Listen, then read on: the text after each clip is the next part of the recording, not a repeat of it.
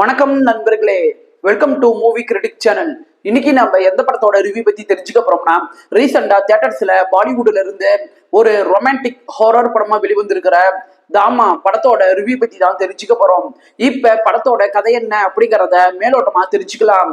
படத்தோட ஹீரோ ஆயுஷ்மான் குரானா ஒரு ரிப்போர்ட்டரா இருக்கிறாரு. ஒரு நாள் அவரு ஒரு காட்டுக்கு போறாரு. அந்த காட்டுல ஒரு வேம்பையரா இருக்கிற படத்தோட ஹீரோயின் ராஷ்மிகா மந்தனாவை அவரு சந்திக்கிறாரு. இதுக்கப்புறம் இவங்க ரெண்டு பேத்துக்கும் இடையே காதல் உருவாகுது. அதே நேரத்துல அதே காட்டுக்குள்ள படத்தோட வில்லன் மற்றும் ஒரு வேம்பையரா இருக்கிற நவாசுதீன் சித்திக் ஹீரோவோட ரத்தத்தை குடிக்க வர, இதை தெரிஞ்சுக்கிட்ட ஹீரோயின் ஹீரோவை காப்பாத்தி அவருடைய ஊருக்கு திரும்ப கூட்டிக்கிட்டு போறாங்க. இதுக்கப்புறம் என்னென்ன நடக்குது அப்படின்னு சொல்றதுதான் படத்தோட மீதி கதையே. படத்துல வேம்பையர் மற்றும் ஓநாய்க்கு இடையே நடக்கிற ஃபேண்டசி சண்டை காட்சிகளாகட்டும், கிளைமேக்ஸ்ல வர ஃபேண்டசி சண்டை காட்சிகளாகட்டும், இதெல்லாம் பார்க்கும்போது ஆடியன்ஸுக்கு பல இடங்கள்ல பிரமிப்பை ஏற்படுத்துது அப்படின்னு சொல்லலாம்.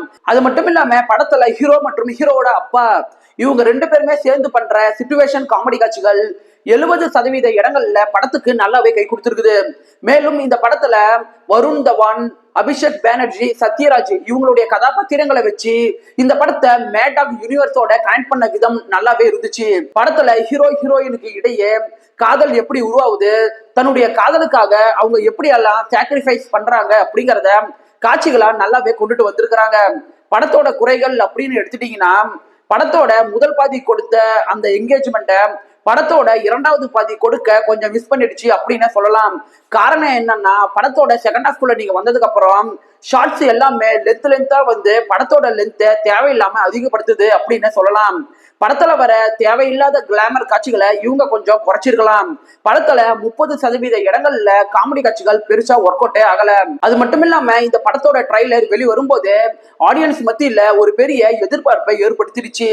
அந்த எதிர்பார்ப்பை பூர்த்தி செய்யற அளவுக்கு படத்துல கண்டென்ட் இருக்குதா அப்படின்னு கேட்டீங்கன்னா அது குறைவுதான்.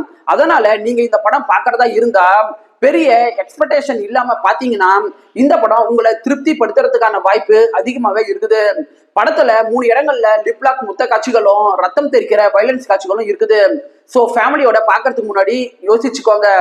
இந்த படம் உங்க டைமுக்கு ஒர்த்தான ஒரு டீசென்டான படம் தான் இந்த படம். விருப்பப்படுறவங்க பாருங்க. இந்த வீடியோ உங்களுக்கு பிடிச்சிருந்துச்சுன்னா லைக் பண்ணுங்க, சப்ஸ்கிரைப் பண்ணுங்க, ஷேர் பண்ணுங்க, மறக்காம பெல் பட்டன் நமக்கு மறந்துடாதீங்க. நாம வேற ஒரு வீடியோல சந்திக்கலாம். அது வரைக்கும் நன்றி, வணக்கம்.